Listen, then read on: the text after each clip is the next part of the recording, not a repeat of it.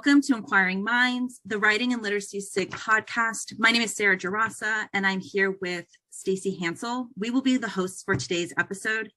The Writing and Literacy SIG podcast aims to highlight scholarship, discuss contemporary issues, and engage in conversation with SIG members and the greater writing and literacies field.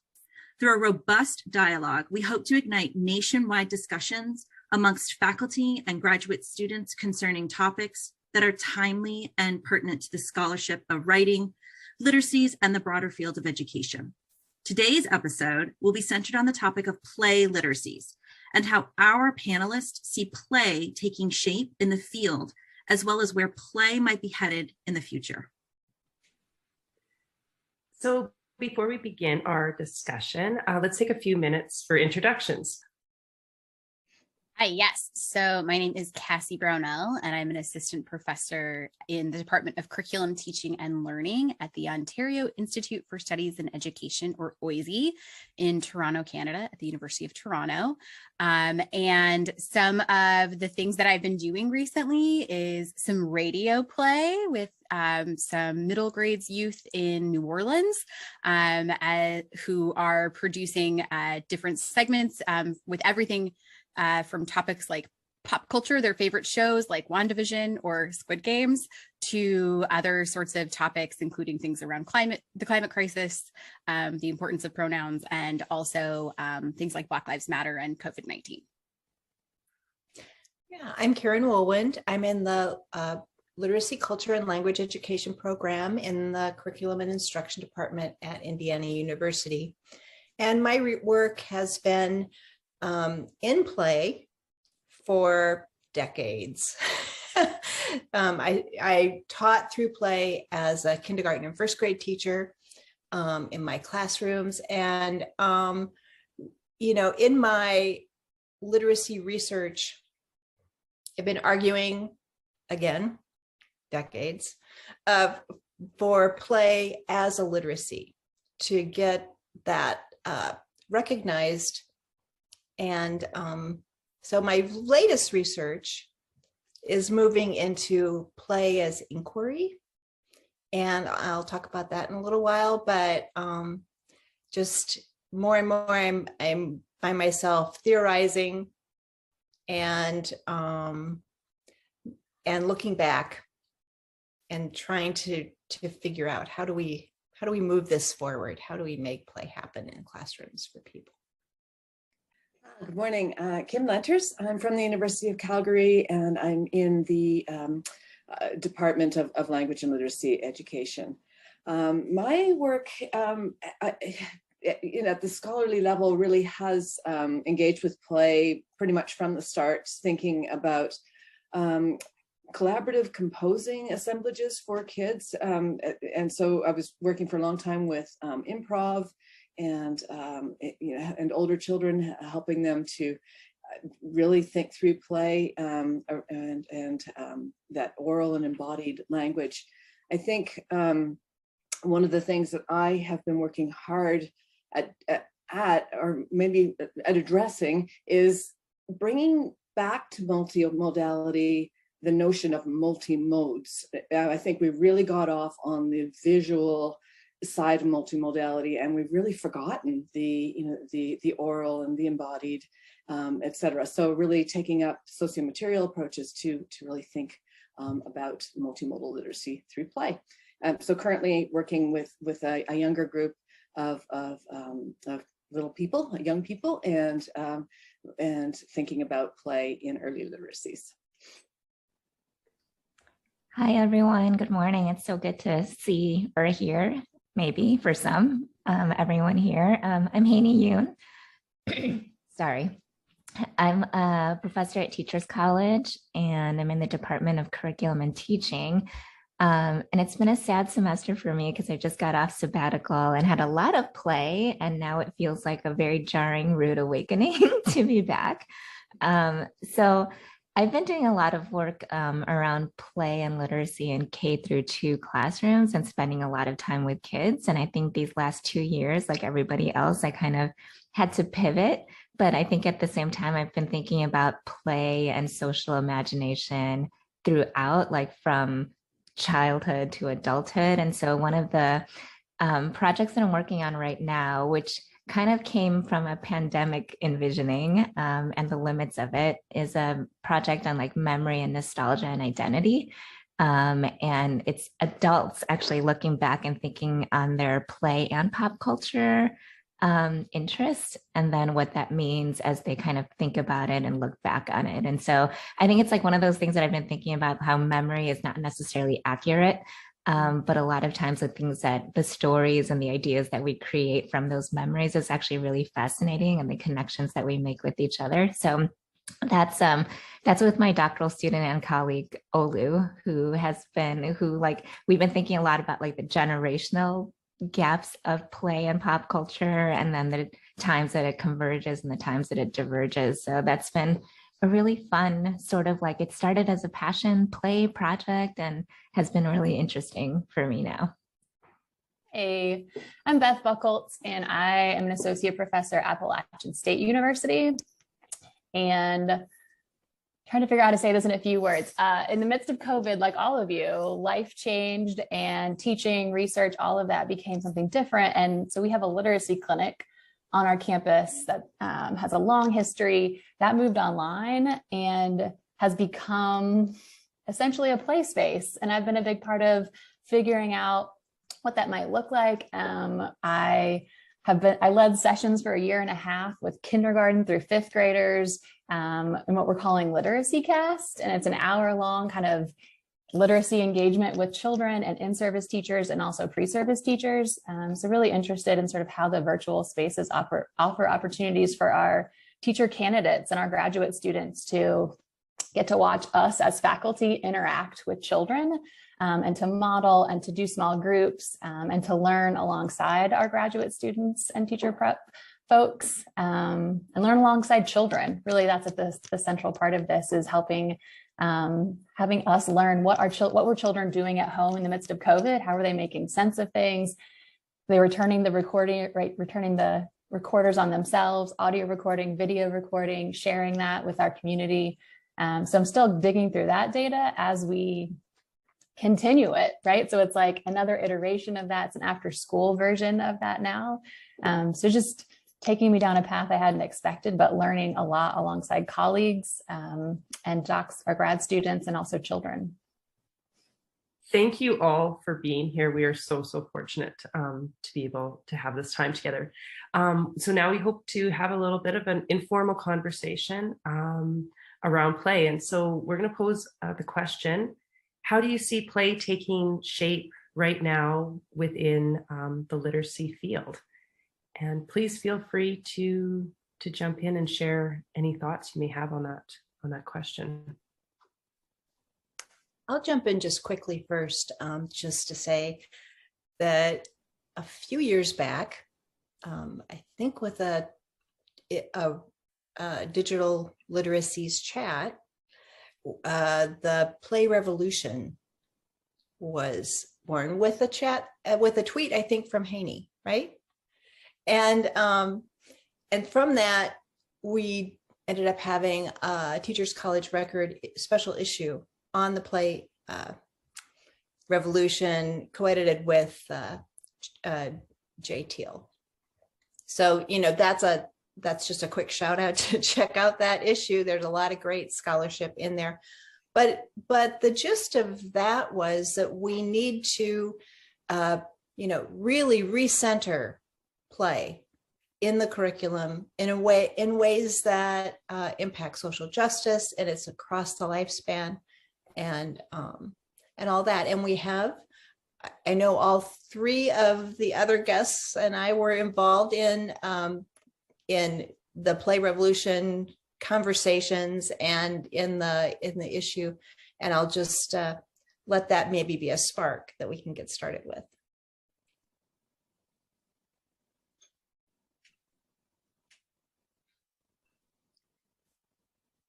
I don't know, maybe I should jump in as the person who wasn't involved in that, especially. In some ways I feel like I'm a little bit later coming to the game, maybe as someone with, earning a doctorate later in life, that happens. But I think I think for me, what I'm noticing is, or maybe it's more what I'm wanting, is I think play has been an accepted mode of learning in kindergarten and preschool. And it hasn't, we still have that bias that, you hit grade 1 and it's all about the serious academic learning. And I think that has really kind of cemented itself in elementary schools, and through curriculum as imposed through governing bodies. And so that's really my passion, and I believe I'm seeing that amongst the research worldwide, that we really do need to be thinking about how play works in those more serious learning spaces, because we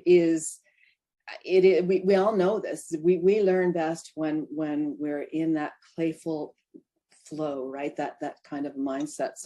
So really thinking about what it is then in these as we move into more academic spaces, how those aspects of play can really be part of the whole learning assemblage.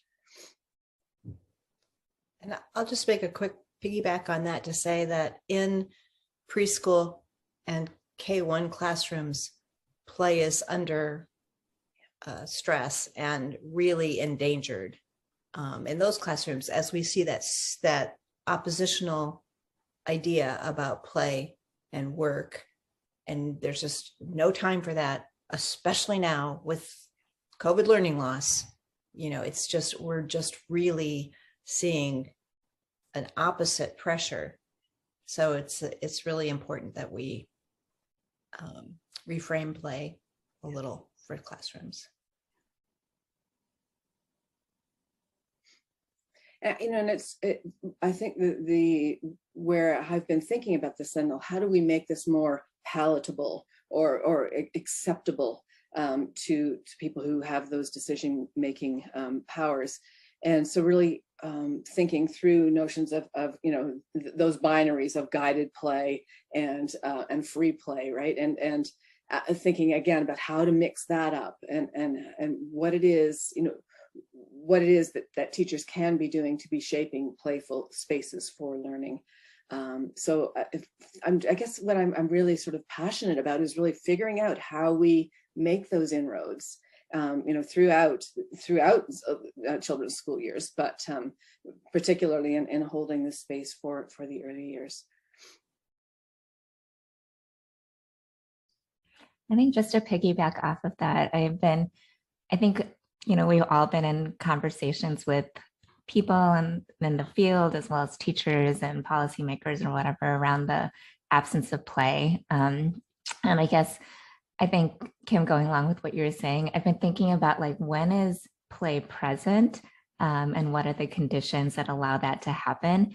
And I think all of us have done work where children are just playing things, despite whether or not there's an official time called play, whether or not there's spaces for that. It's just so interesting to see where the corners of play are actually taking place and taking shape.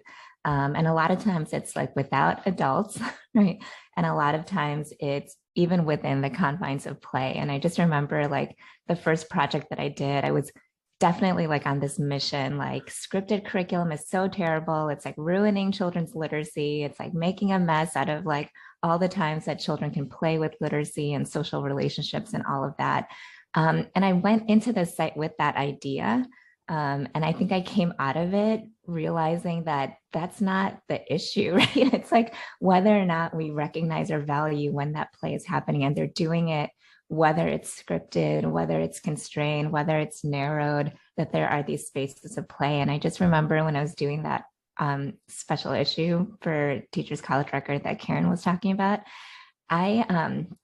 I feel I myself had a lot of fun just thinking about horror movies and Michael Myers and the genre of something that I was not engaged in before, and it kind of made me think about if I take the play of children whenever they're doing it, whether it's writing workshop, whether it's math time, whether it's recess or whenever it is, and like take it really seriously, that it kind of like informs my own playful engagements with the world. And I think that was like really fascinating and an interesting exercise for me. And I've been thinking about that in classrooms, right? Like if children bring in things that they're really interested in, and they'll do it all the time, like how seriously are we willing to take that up? Or are we gonna dismiss it as cute, or be like, we're not gonna actually pay attention to that here, and that maybe there's something in it when we can dig in further with the things that children are really interested in. So I feel like now I'm like a Michael Myers Scream horror movie semi-expert. And it's like given me a new appreciation for those things that I didn't appreciate or even like before. Cassie, you are the queen of GIFs. So here we need Jeff Goldblum saying, and play finds a way. Play leaks out. Yeah, exactly. So. Yeah, no, I think that's great. Well, and I always think, Karen, about like, I love your piece that you wrote about like the under the radar play with the Star Wars, where the kids were rolling paper. And in one instance, it is an electric eel but as the teacher turns their back, it becomes a lightsaber, because lightsabers are weapons and they're not permitted in school. And so I was really thinking about that with sneaky play. And I was thinking a bit like Kim, you mentioned the need to also think about bodies and language. And I think about Zoom, right? Like as adults who are in Zoom meetings, like the back channel chats that happen and the sneaky glances at your colleague as you like bring a little bit of humor, which I think, Haeny, you're so good about bringing humor into and emphasizing humor as like a role of play into like the Zoom chats. So like even how we have adapted our play as adults in these sorts of spaces to still have that sense of like collegiality and leaky play. Do you mean leaky play or sneaky play? And so I think that that's like really interesting. I also, Mardi Gras just happened in New Orleans and I wasn't there, which is incredibly sad to me.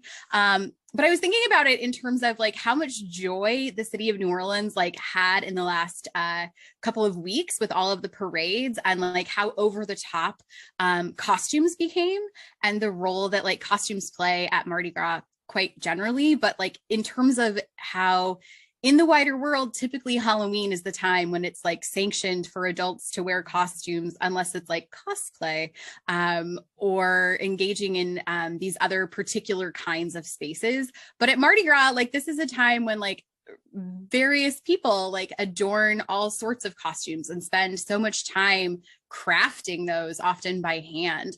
And so I was just thinking about that too, in terms of like the embodied play, the adult play. And I think especially because Mardi Gras was on hold last year, they didn't get to have the same sorts of events that they typically do. And like how in the time like of less, I guess, cases of COVID where people felt more comfortable to be like celebrating and enjoying playtime on the streets again together following the pandemic. But I also like in terms of thinking about play in the pandemic, I think that we have fantastic colleagues across the globe really focusing on this, but especially the folks from the UK, like John Potter and Kate Cowan. I was really lucky to attend the symposium that they had earlier this year.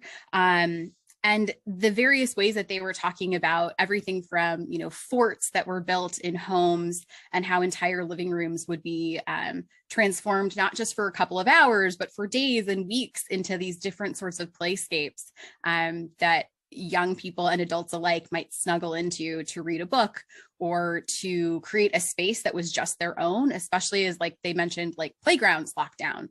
So spaces that were again sanctioned for kids play no longer existed and kids were made to stay at home. And so they created their own sorts of spaces that they could have as a place for their play and a private place for their play. Because I think that conversation I was having just yesterday with some folks was about the ways in which play really affords young people a chance to engage in private conversations with one another or to think differently together, both with their bodies and like work out and negotiate things. Beth, I always think about your piece with the red and gray teams. Are they red and gray teams? And how they negotiated those things as well with little adult interference. And how that maybe is something that is harder to find in the time of the pandemic and social distancing. So I think those are some things that all of you are making me think about across time. Also, Beth, you bring us to one of the questions that Stacey and I were thinking about, of just thinking about all of the ways that play was taking shape during the pandemic and during our time that we're still in COVID.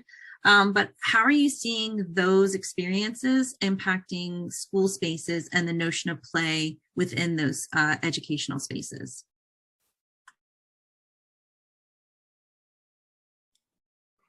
One of the interesting things that we saw just as we were re-entering this school year were teachers who had already been thinking about play. They've been experimenting with story workshop, who realized that as grade 1 teachers, they were going to be seeing a group of kids who hadn't been to kindergarten and potentially hadn't even been to preschool over that, the previous year and a half. And they were recognizing that what was possibly going to happen through their school board is that these kids would be put into a special class. And then, there would be this makeup time to get them up to speed with the kids who had been to kindergarten.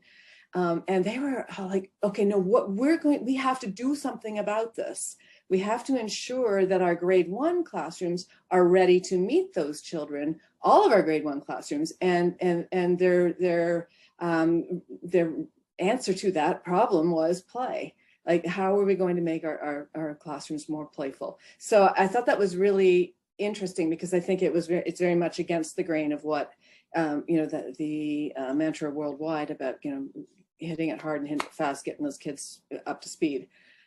So it's a small sliver of hope, I feel, in perhaps what's happening in other places, but interested to hear what's happening in all of your locales.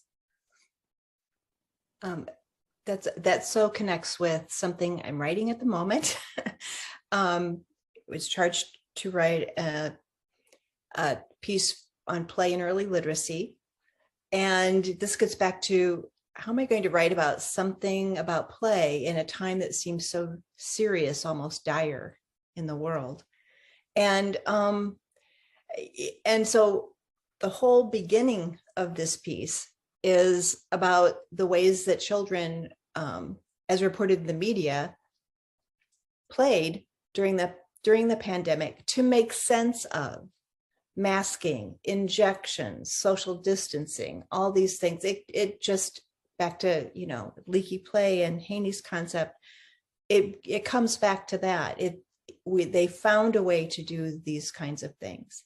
And I think there's a stark contrast in the discourse around schools on, we have so much learning loss, we need to get back to these kids caught up, we need to boom, boom, boom. And there's not a recognition that children play their understandings of the world around them and to move forward, and they do it collectively. And so playing at home by yourself, as opposed to playing in school, where you can negotiate what something means and you can try it on and you can try alternatives. What if something else? What if I could gain some control over that? So I think the first thing we ought to do is just allow children that space with others somewhere on the playground. Let's just make room for it, not co-opted by adults. But anyway, that just struck a chord with me, Kim. I had to talk about that. I'll let others talk about what they're actually seeing. I was just going to mention, though, Karen, when I was getting ready today, I was listening to NPR, and there was a reporter from Ukraine who was talking about, all of the terrible things that are happening there, but how someone said, but you should also look for the joy. And they talked about how they noticed all of these kids playing, in the same time that there's so much destruction happening in various cities, that there were kids playing in the street and kids sort of going about their everyday play in the ways that they otherwise would. And so I think that, I think that builds so much on the different ideas that we've talked about. I also wanted to share, so Toronto still not in schools. So most of my observations of play have been kids in mass at recess. Canada and Toronto is a different place in a lot of ways compared to the rest of the world. But I was doing a project related to the first 6 weeks of school and teachers kind of noticing as they were returning back.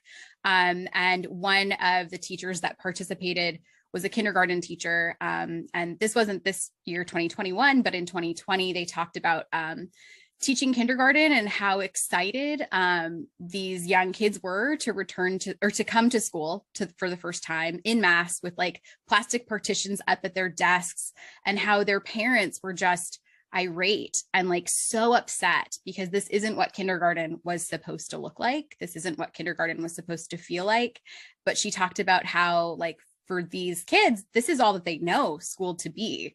And so they were just so excited to be in school, to be with their new friends, and to be playing in ways that even if they were distant, they were not necessarily knowing anything different. And I think that a lot of times we bring like our adult eyes onto a situation, or our nostalgia in the ways that Haeny talked about some of her other work, of what we expect play to be, without necessarily considering how kids are playing at that time and what realities that they are creating and living with in those moments as well. I think you guys are both making me, Karen and Cassie, thinking about like the complexities of play, right? Like I think we've all in our work have tried to define it, and all collectively decided we're not going to define play.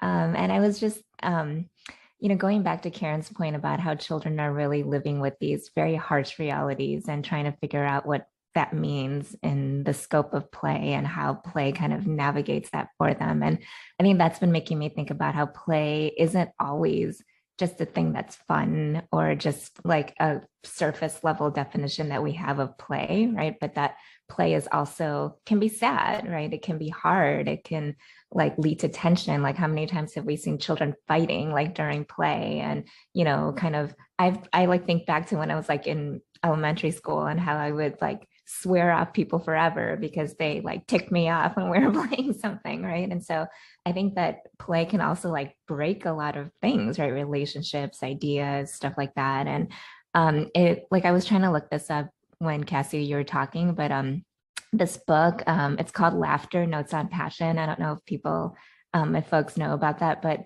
it's basically like the really complicated affect of laughter, right? And that it's not just because we think something's funny. Like sometimes we laugh because it's like the one thing that's going to prevent us from crying, right? And I think about how sometimes I laugh because I'm like uncomfortable or nervous or don't know like what to do with that emotion. And there's something about that act that isn't like a singular thing. And I feel like that with play, and especially now, right? With COVID, with wars, with just like a lot of different things that are happening in the landscape, that play can mean a lot of things for people, that it's not just what play is, but what it does for kids, for us. I think about myself too. Like I just watch endless amounts of TV. If I'm like really stressed out, I don't know what to do. And so it's like this escape, right, that happens in play that isn't always just about joy, but it's also a lot of things mixed in together. That makes me think about something I've been working on, and that is play as inquiry. And and this gets back to sort of the reframing, it's so important to recognize those serious aspects of play. And so if we're thinking about how children are using play to explore worlds and to make sense and to understand what a story is about by playing the story, or, just all sorts of things, we can also be thinking about what does play do for researchers. So with my colleagues Mia Perry and Carmen Medina, who have been studying embodiment and play, the three of us are thinking about play as a method of inquiry. And I know Beth is part of a book that we're writing too. So she's been thinking with this as well. But it opens up and unsettles things that seem quite fixed and unassailable. And so if we think through that lens and think of play as something very different than just a pastime, it gains some stature in schools. It's a way to conduct science. It's a way to understand, all parts of the curriculum. But also, I'm really hesitant to put forward arguments that are play in the service of some other curricular area, because suddenly it gets co-opted by teachers and schools and agendas. So I want to also just make space to say, let's think through play as a lens to unpack the world.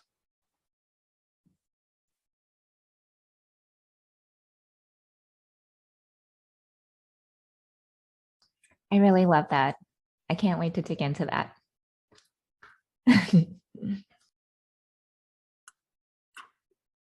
Dr. Wohlwend, you kind of mentioned something that we were also thinking about in regard to notions of equity with play. So how are in all of your work, are you seeing play access influencing aspects of equity for children, adolescents, even adults too?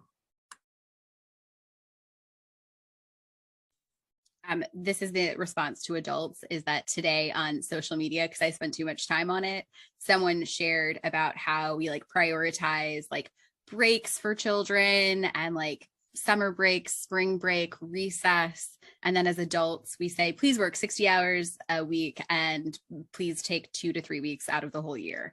And so I think the ways in which, if we're thinking about play related to leisure, how that doesn't necessarily exist for a lot of adults, but I couldn't help but laugh because I was like, oh, that's the first thing that popped in my mind when you asked about adults was the lack of play we often are permitted to have in our downtime.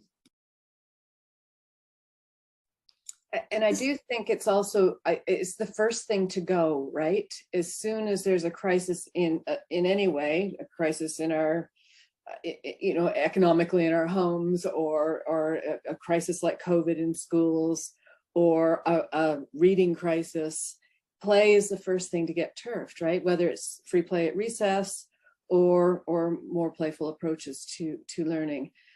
So it just in terms of equity, then I think that those things, the pressures of those kinds of things bear much more heavily on diverse populations, right? Or those that have been traditionally marginalized. And so, yeah, I think it's a very, very real issue, and one very much worth sort of just highlighting, I think, for people about, where our priorities go in times of crisis. I think also the play as a social justice issue is something I've been arguing for quite a while. If we look at who are the children that get to play in school with other children and have a rich inquiry-based curriculum, it's the affluent school, well-resourced schools, while the under-resourced schools, heavily surveilled schools, are the ones where we are just going to get down to work. And usually this play work dichotomy is something that, speaks to your point, Kim, that play is the first thing to go because we have too much, and it's to get these children, up to speed, back, across the gap, the whole gap arguments, all of that comes into play here. So I think, again, if we're looking at this as a social justice space, it really changes the conversation.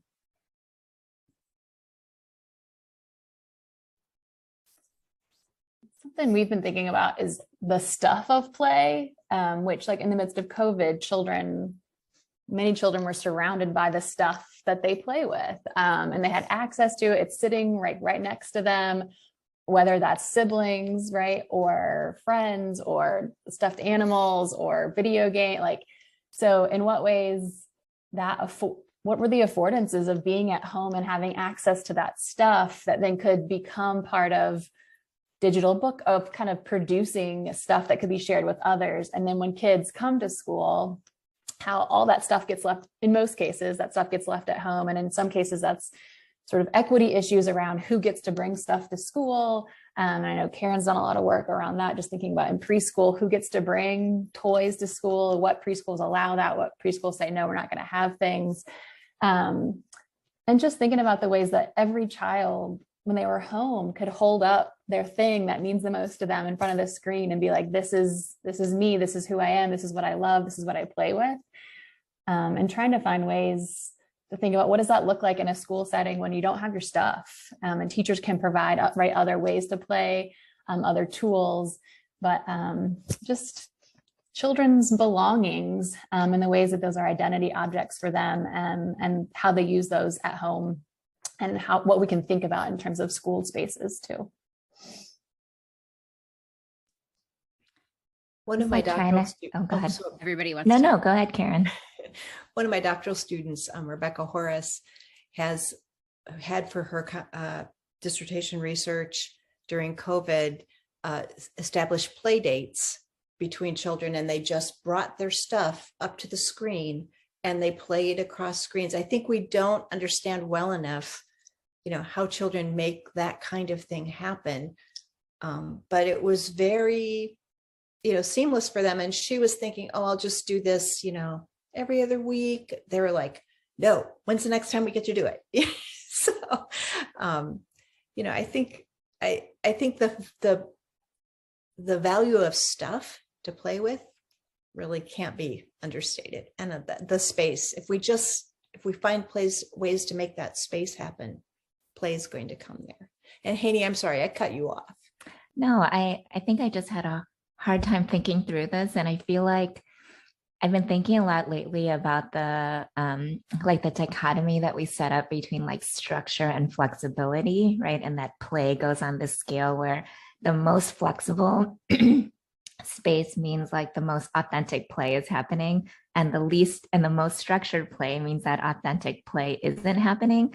And I've been thinking about how that might not necessarily be the case. And I know it's like a bad word to think about play and structure, or maybe it just seems like opposites, but I realized that lately I've been thinking about children of color in spaces that are more affluent, right? Where there's a lot of progressive ideals, where it's about like children's ideas and interests emerging, where it may seem and look like it's like kind of more children have agency over all of this space and they do all of these things. And I realize that sometimes like some children of color that I've seen in those spaces like really struggle, right, with that, with the parameters of that, because it's not familiar to them, right? I think about like when I grew up, like my parents were very structured. They're like typical Asians, like I hate to say that, but like just very structured, right? And so for me, like structure was a way for me to it was a way for me to kind of survive in the world, but it was also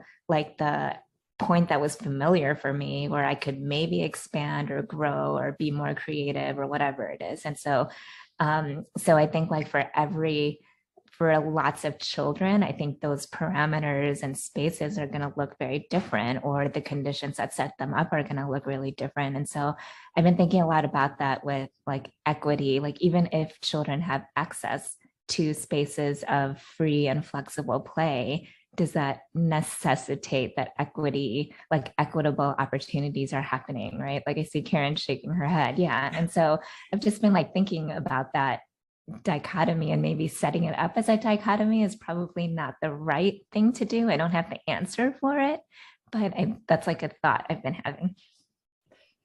Oh, 100%. So play is not a panacea, and you can't just say, oh, let the children play and they go off and all will be well. Children are going to play what they know. In my world, in my head, that is a nexus. They have a nexus that's established. They will enforce that nexus through their play because that's how they're playing their world.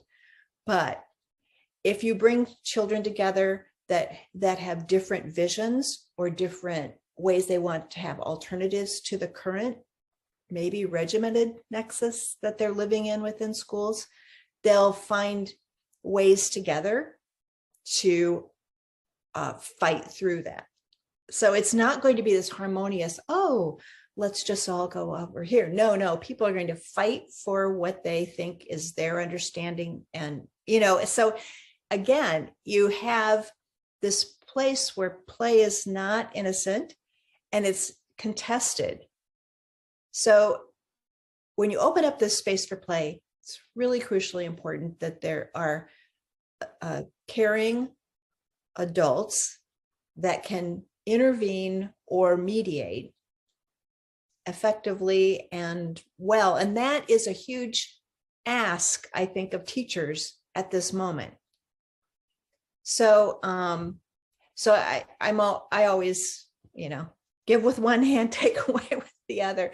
I mean, let's make space for play, but let's not make an assumption that they're just going to be able to be harmonious. If there's play happening on the playground, when the children come in, they're going to be full of complaints and problems and things to solve.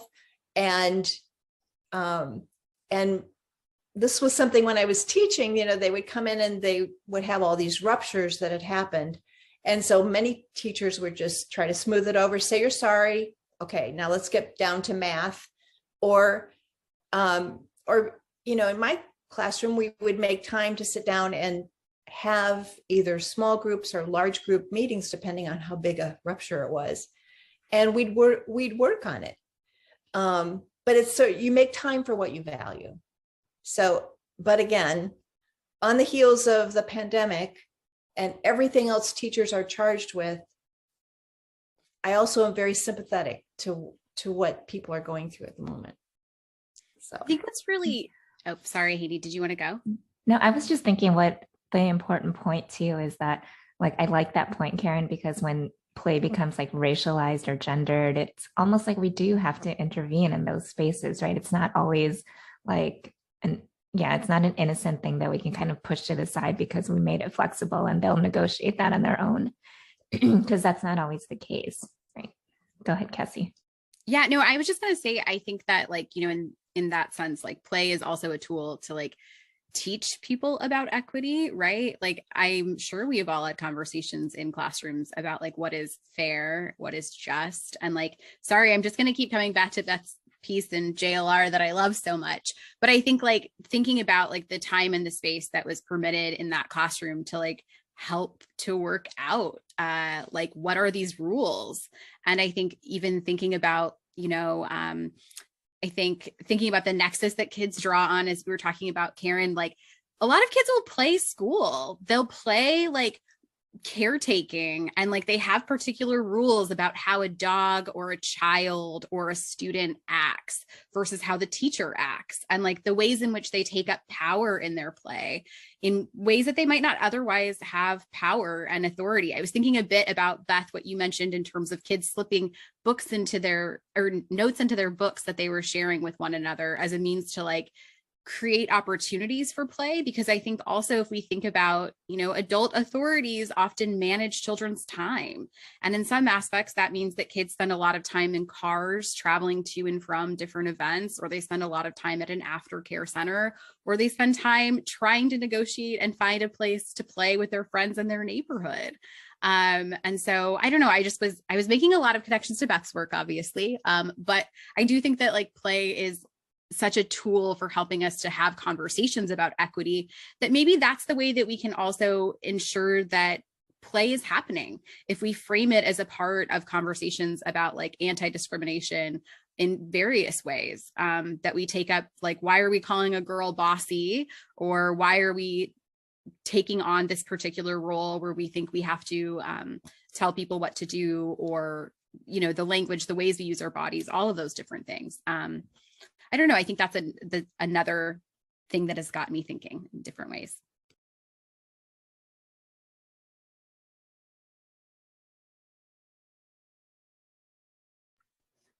this is like a little side note, but I was thinking, Cassie, of how children in face-to-face is sort of set or sometimes the parameters are implied, like kind of the rules are unsaid and we have to kind of negotiate to figure them out. And sometimes there are children who just say what the rules are of how we're going to play.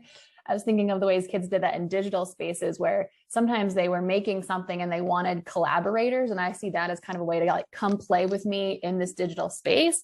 But some children started to kind of at the front say like, number one, don't erase anything that's already here. Sort of like trying to think about how are we going to negotiate this shared space? And I think we see what that looks like in all different ways it looks like in face-to-face settings. And it was just really interesting to see the ways that children tried to figure out on the fly, like, how do you do this in this digital space where anybody can come do anything in your book? But if you sort of set out sort of, here's my expectations, or here's kind of how I want us to play in real time, but also asynchronously, we might play together. It was just fun to watch, second and third graders try to figure that out so that it was the kind of play they were looking for. And I think having some agency and having some say in kind of how you want people to play with you is an important notion, just to have agency in that. I love that just this idea of play as a negotiated space, right? And just thinking about the possibilities that presents then for getting kids to think about equality or equity. How do we make that playground a more equitable space for all of us, or this corner of the classroom where everybody wants to play in free time? How do we ensure that everyone gets their time there? So I think again, like, there's so much possibility, right, in thinking in playful ways about every aspect of being together in a classroom or in the world.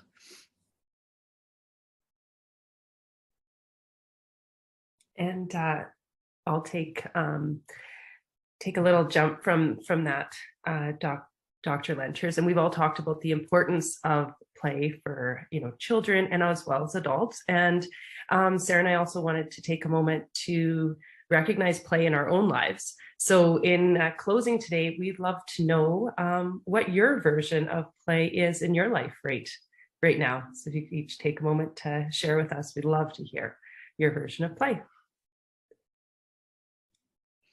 I have two new baby granddaughters. Well, they're one's a year old now and one is 7 months. And I was thinking, I think, was it Karen or Beth, about the kids bringing things to the screen, and how my the oldest granddaughter, little Lucy, already when we're FaceTiming, crawls off to grab a toy or two that she knows she wants to show to me. Sometimes it's something that we have played with together in a physical space, and sometimes it's something new. But already, right, there's just that sense of sharing through play and through playful objects is already happening in her mind. So she's part of my play right now, and as well as my granddaughter, who's a little farther away and a little younger and hasn't quite figured out that interaction with the screen. So, Kim, I have a similar play interest. I have 2 grandchildren, and so I get lots and lots of videos of them doing all kinds of things. So I play movie editor and put everything into an iMovie, and I add soundtracks and I add clips from popular culture that I think that they'll like. And so, it becomes this sort of montage that's all blurry, and I'm having lots of fun and learning some video editing skills on the side.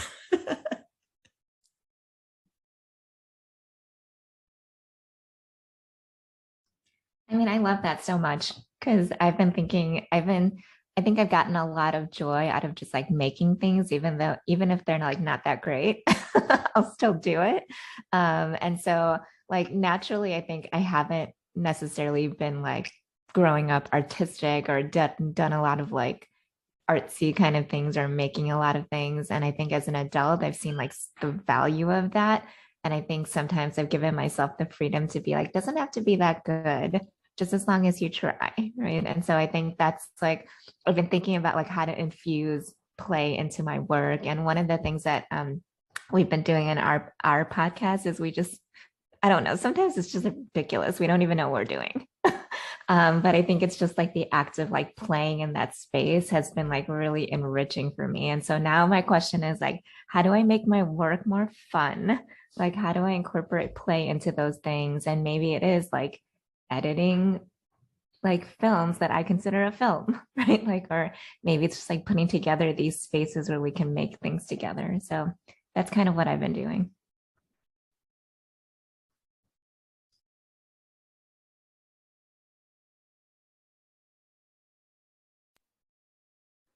I am putting out into the world that I want to play more outside. I'm not a winter person. I live in the mountains where it's winter a lot. And I finally see sun. I see daffodils coming up in my yard. And I want to just, I know I usually get into it, but I want next week's spring break and I'm putting out into the world and I'm going to spend lots of time outside each day. Because for me, that is the kind of play. I have lots of digital play, but for me, getting away from the screen, the seat, I spend lots of time in every day just to enjoy spring and to be outside and be with people. So yeah, playing outside is my joy, but also one that I want to make more space for in the coming weeks and months. I appreciate that a lot. I want to say that it's probably not really winter there, Beth, in comparison to what Kim and I are dealing with. But I'm sure it's not. It's not. I see your pictures. It does snow here, which for North Carolina, like these people think it is like legit winter, but it is not. It's not Canada. No. The fact that you have daffodils, like what? We don't have that at all right now. But I second that. I'm not a huge fan of winter, but I do really like playing outside. And as I mentioned, COVID, man, real restrictions here in Canada forever. So I've had a lot of outdoor play in the time of COVID, which I think is really great.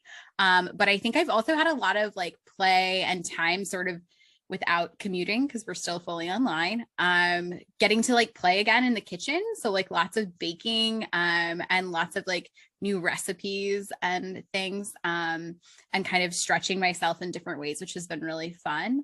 I also want to give a shout out because Haeny didn't actually name her podcast, which is the Pop and Play podcast, which season 2 should be dropping sometime soon because she keeps promising me it's going to drop. So everyone should also check out the Pop and Play podcast, please.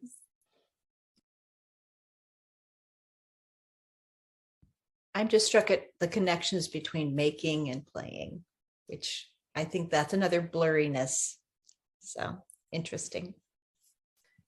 And I just have to say, connected to that, we had a child who told us, who didn't call it making books, but he called it doing books. And I've been thinking a lot about that like, it's not writing books, composing books, even making books, but like doing, being what children really take away or what's meaningful to them about producing text. So making and doing, more of that. This has been such a fabulous discussion and conversation. Thank you all so much to our amazing guests to be able to be featured on this episode of Play Literacies for the Writing and Literacy SIG. Please feel free to follow or interact or reach out to our amazing guests and panelists. And we are so grateful for their time and amazing considerations today. So thank you all so much.